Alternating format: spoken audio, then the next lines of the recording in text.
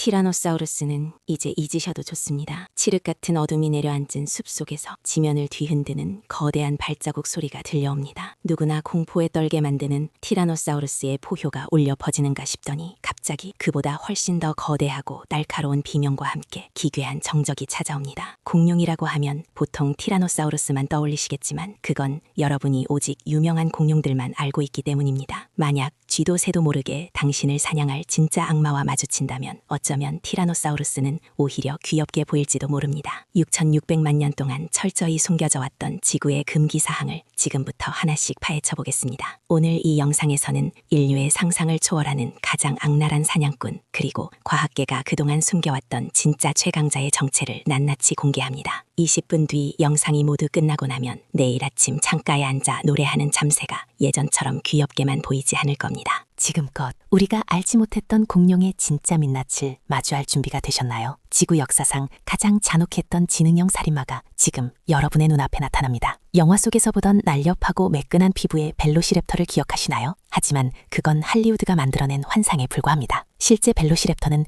여러분의 상상보다 훨씬 작았습니다. 고작 7면조 정도의 크기에 온몸은 깃털로 뒤덮여 있었죠. 아마 길에서 마주친다면 무섭다기보다 조금 기괴하게 생긴 새라고 생각했을지도 모릅니다. 하지만 실망하기엔 이릅니다. 벨로시랩터의 형님격이자 진짜 공포의 상징이었던 유타랩토르를 만난다면 이야기는 완전히 달라지기 때문입니다. 이들은 단순히 배가 고파서 사냥을 하는 평범한 짐승이 아니었습니다. 유타랩토르는 지능과 잔혹함을 동시에 갖춘 완벽한 도살자였습니다. 그들의 뒷발에는 나처럼 휘어진 25cm 길이의 거대한 발톱이 달려 있었습니다. 이 발톱은 사냥감의 숨통을 단번에 끊기 위한 도구가 아니었습니다. 유타랩토르는 이 날카로운 갈고리로 먹잇감을 땅에 박아 고정시킨 뒤 살아있는 상태에서 살점을 하나씩 떼어먹기 시작했습니다. 고통에 몸부림치며 비명을 지르는 사냥감을 비웃기야도 하듯 차분하게 식사를 즐기는 그 모습은 지구 역사상 그 어떤 포식자보다도 악랄했습니다. 이들은 무리를 지어 전략적으로 움직였고 상대의 약점을 정확히 파고드는 지능형 살인마였습니다. 그렇다면 이제 인류 역사상 가장 뜨거운 논쟁 중 하나인 질문을 던져보겠습니다.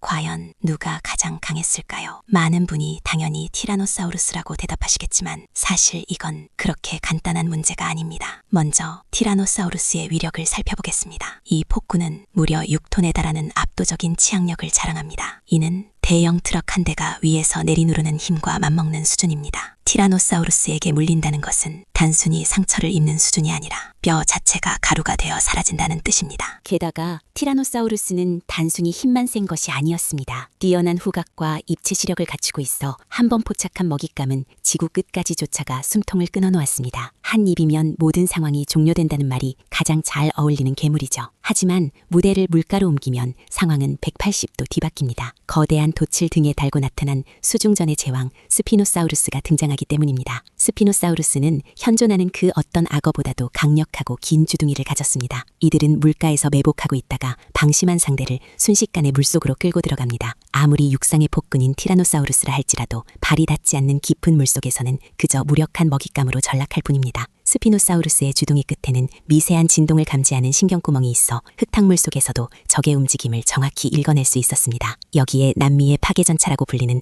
기가노토사우루스까지 가세한다면 지구의 패권 다툼은 그야말로 아수라장이 됩니다. 기가노토사우루스는 티라노사우루스보다 더 거대한 몸집을 가졌으며 마치 면도날처럼 날카로운 이빨로 상대의 살점을 도려내는 데 특화되어 있었습니다. 이들은 거대한 초식 공룡들을 무너뜨리기 위해 진화한 사륙기계였습니다. 하지만 여기서 놀라운 반전이 있습니다. 현대의 과학자들이 지목하는 진짜 끝판왕은 우리가 흔히 생각하는 이런 덩치 큰 괴물들이 아닐지도 모릅니다. 진정한 강자는 단순히 힘이 세거나 덩치가 큰 존재가 아니라 변화하는 환경 속에서 끝까지 살아남는 생존의 기술을 가진 자들이기 때문입니다. 덩치가 크면 클수록 소모되는 에너지가 많아지고 이는 곧 멸종의 지름길이 되기도 했습니다. 우리는 흔히 거대한 공룡들이 세상을 지배했다고 믿지만 사실 그들의 발밑에는 우리가 미처 알지 못했던 기괴하고 신비로운 생명체들이 자신들만의 방식으로 진화를 거듭하고 있었습니다. 그들은 덩치보다 더 무서운 무기를 숨기고 있었고 그 무기는 때로는 치명적인 독이었으며 때로는 상상을 초월하는 속도였습니다. 이제 우리는 시선을 조금 돌려 뼈와 화석 속에 숨겨진 더 기괴한 진실을 마주해야 합니다. 우리가 알던 공룡의 모습이 전부가 아니라는 증거들이 세계 곳곳에서 발견되고 있기 때문입니다. 지옥에서 온 사신이라 불려도 손색 없는 기묘한 생명체들이 이제 막 그 모습을 드러내기 시작했습니다. Focus on Part 3's theme, Mysterious Traces, Bizarre Dinosaurs. Previous part ended with 지옥에서 온 사신이라 불려도 손색 없는 기묘한 생명체들이 이제 막 그 모습을 드러내기 시작했습니다. Korean footprints. Bring it closer to home. Footprints tell stories bones can't. Group hunting, speed, social dynamics. The uncanny aspect. Dinosaurs weren't just big lizards, they were weird, colorful, and sometimes terrifyingly intelligent or specialized. Carnotaurus section. Focus on the meat-eating bull aspect. Small arms, but incredibly fast legs. The horns aren't just for show, they are for combat. Imagine a demon charging at you at 50 kilometers per hour. Yi-Chi section. A dinosaur that tried to be a bat. This breaks the bird-like evolution trope. It shows nature was throwing everything at the wall to see what sticks. Footprint section. Bones are static, but footprints are a movie frame. Thousands of tracks in Korea. They weren't just wandering, they were organized. This adds a layer of organized military feel to their hunting. 머리에 황소 같은 뿔이 달린 카르노타우루스를 보신 적이 있나요? 이 녀석은 이름부터 고기를 먹는 황소라는 뜻을 가지고 있습니다. 단순히 덩치만 큰 다른 육식 공룡들과는 차원이 다른 압도적인 비주얼을 자랑하죠. 정면에서 마주치면 마치 지옥에서 올라온 악마와 눈이 마주친 것 같은 착각을 불러일으킵니다.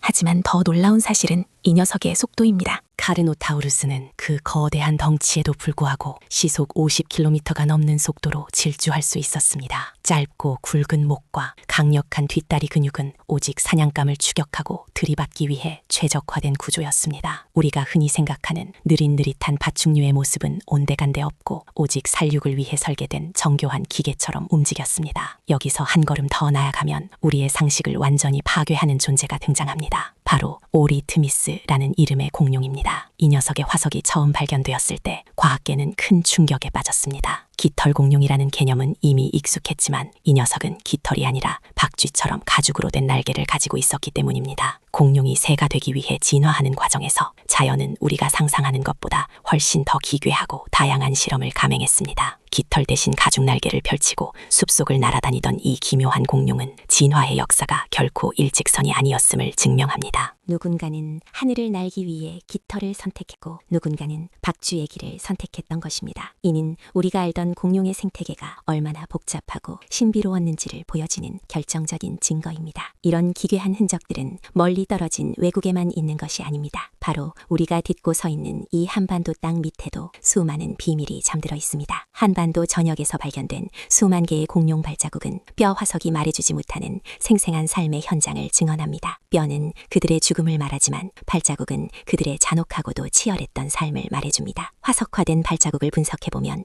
이들이 얼마나 정교하게 무리를 지어 이동했는지 그리고 사냥감을 발견했을 때 얼마나 일사불란하게 포위망을 좁혔는지 알 수 있습니다. 특히 한반도에서 발견된 보행열 데이터는 당시 공룡들이 단순히 본능에 따라 움직이는 짐승이 아니라 고도의 사회성을 가진 집단이었음을 시사합니다. 어린 새끼를 무리 중앙에 두고 성체들이 주위를 감싸며 이동하는 모습이나 사냥감의 도주 경로를 미리 차단하며 달리는 흔적들은 소름 끼칠 정도로 영리한 사냥꾼의 면모를 보여줍니다. 우리는 흔히 공룡을 멸종해버린 과거의 유산으로만 치부하곤 합니다. 하지만 그들이 남긴 기괴한 뿔과 가죽 날개 그리고 수만 개의 발자국은 그들이 얼마나 처절하게 생존을 위해 몸부림쳤는지를 보여주는 훈장과도 같습니다. 진화는 우리가 상상하는 모든 한계를 시험했고 그 과정에서 태어난 괴물들은 각자의 방식대로 지구의 주인이 되기 위해 싸웠습니다. 어떤 이는 더 날카로운 이빨을 가졌고 어떤 이는 더 빠른 다리를 가졌으며 또 어떤 이는 남들이 가지지 못한 기괴한 날개를 가졌습니다. 이 모든 다양성은 결국 단 하나의 목적,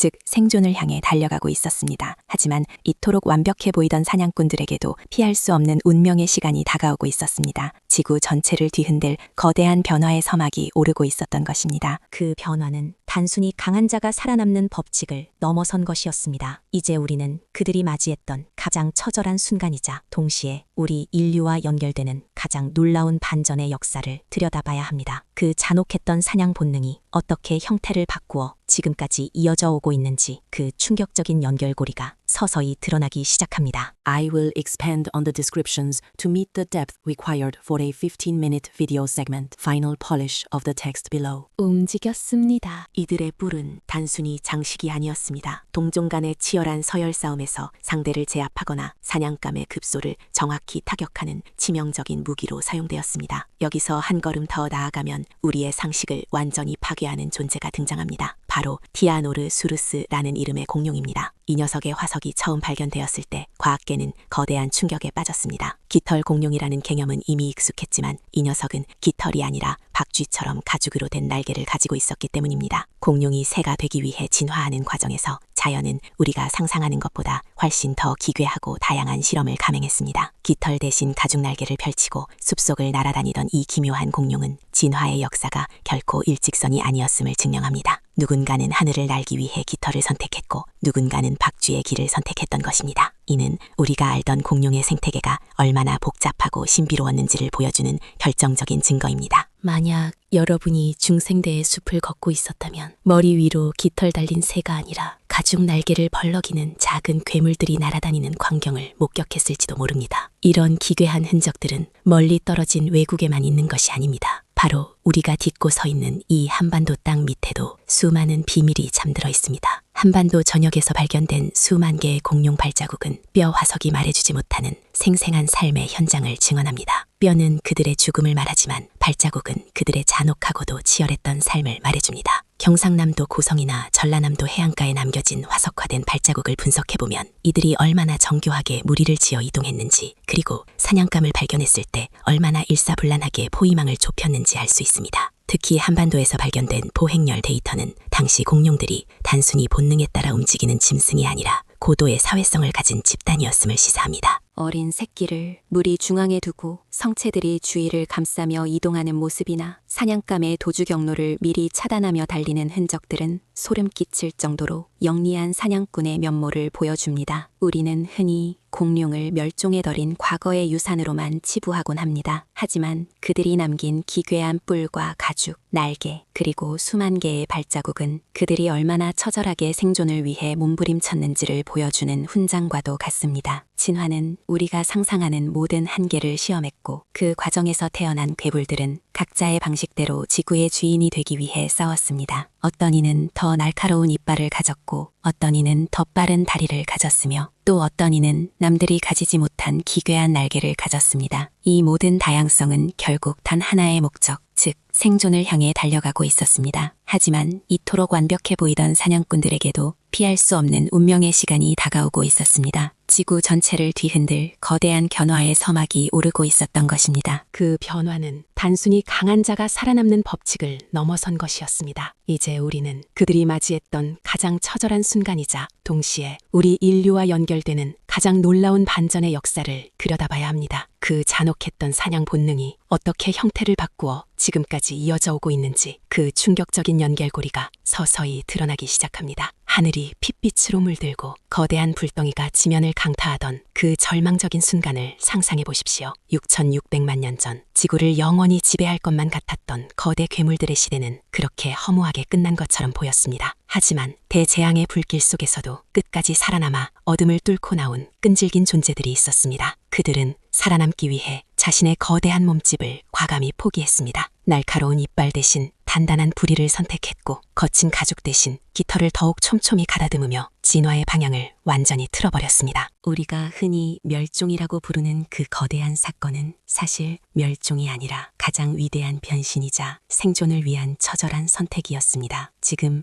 여러분의 식탁 위에 놓인 치킨을 한번 자세히 들여다보십시오. 놀랍게도 닭의 뼈 구조와 유전적 설계도는 과거 지구를 호령하던 티라노사우루스와 소름 끼칠 정도로 닮아 있습니다. 수천만 년의 세월이 흘러 덩치는 작아졌을지언정 그들의 몸속에는 여전히 폭군의 피가 흐르고 있습니다. 공룡은 결코 사라진 적이 없습니다. 그들은 단지 우리 곁에 아주 정교하게 잠복하고 있을 뿐입니다. 마당을 거니는 닭의 기묘한 발걸음에서 우리는 과거 대지를 울리던 거대 포식자의 위험을 엿볼 수 있습니다. 이것은 단순한 과학적 가설이 아닙니다. 최신 유전자 분석 기술은 공룡과 조류가 하나의 뿌리에서 나온 형제임을 명확히 입증하고 있습니다. 하늘을 날아다니는 맹금류의 날카로운 눈빛과 먹잇감을 낚아채는 잔인한 발톱을 보십시오. 그 속에는 6,600만 년 전 숲속을 누비던 벨로시랩터의 사냥 본능이 여전히 시퍼렇게 살아 숨쉬고 있습니다. 우리가 귀엽다고 생각하며 먹이를 주던 작은 참새조차 사실은 수억 년을 버텨온 생존의 달인이자 가장 성공한 공룡의 후예인 셈입니다. 지구의 진정한 주인은 단 한 번도 바뀐 적이 없었을지도 모릅니다. 그들은 단지 때를 기다리며 우리 곁에서 숨을 죽이고 있었을 뿐입니다. 이제 우리는 땅속에 묻힌 뼈가 아니라 우리 머리 위를 날아다니는 살아있는 공룡들을 다시 바라봐야 합니다. 그들이 남긴 암호는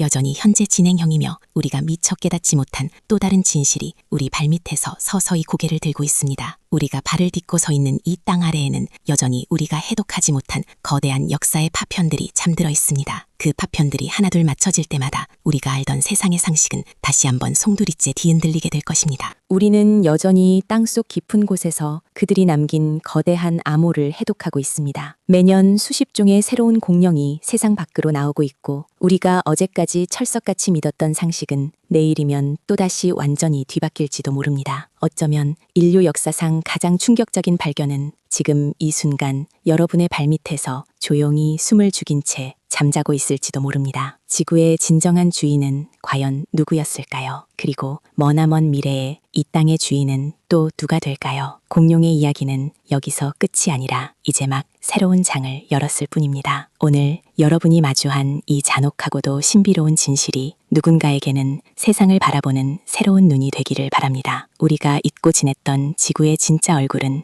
여전히 우리 곁에서 살아 숨쉬고 있습니다. 내일 아침 창가에서 들려오는 작은 새소리가 평소와 다르게 들린다면 여러분은 이미 이 거대한 비밀의 문을 열기 시작한 것입니다. 보이지 않는 곳에서 우리를 지켜보는 그들의 시선은 결코 멈춘 적이 없습니다. 지구라는 거대한 무대 위에서 펼쳐지는 이 위대한 생존의 드라마는 지금도 계속되고 있습니다. 여러분이 딛고 있는 그 땅 아래에 무엇이 숨겨져 있을지 한 번쯤 상상해 보시기 바랍니다. 공룡의 진정한 민낯은 이제야 비로소 우리 앞에 그 모습을 드러내고 있습니다.